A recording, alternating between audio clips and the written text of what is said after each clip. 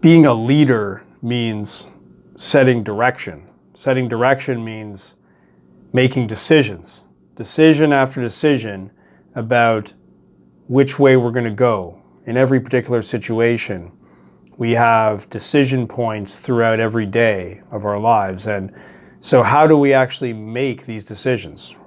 We're living in a situation where we have limited information. We don't really know enough to make a perfect decision. We have to work with this limited information.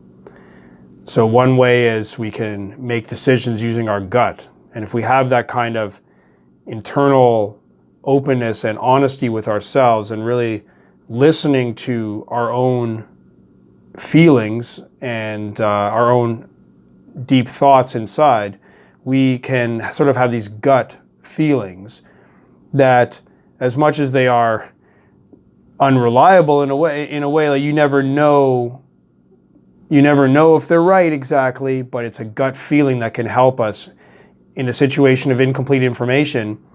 We can't always make a perfectly rational, reasoned decision, this, therefore that, because we don't know enough. So using the gut is a very powerful way of being able to somehow make these decisions regardless. Similarly, to be able to use trial and error, we can simply try something and then we note its effect, and then keep doing this time after time.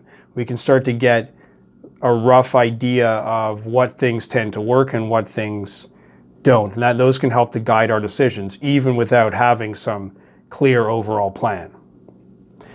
And then there's the choice of, how much do we trust ourselves versus trusting the conventional wisdom, the popular view that, in many cases, the popular view is right. They say, average teaching of, this is the way to do things.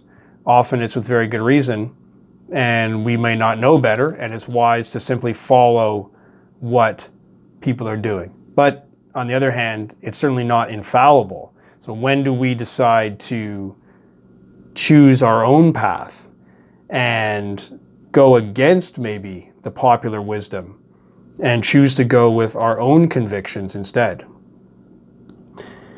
And then there's the question of how much risk do we take? When we have a choice between a apparently riskier decision and a safer decision, how do we know which one's better?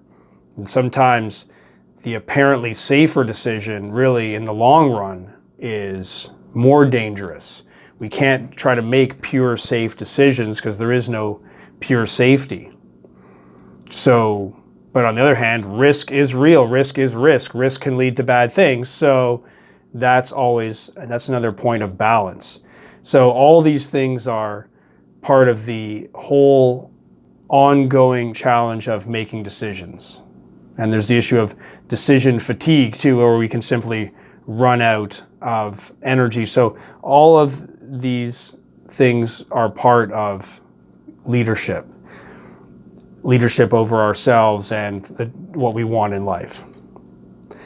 And finally, the last area within this section is the idea of looking at character and being a character, using this idea of a character, like a character in a story, and applying that to ourselves.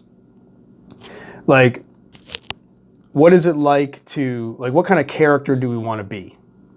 All these decisions that we make is part of having a good life and being a certain type of person.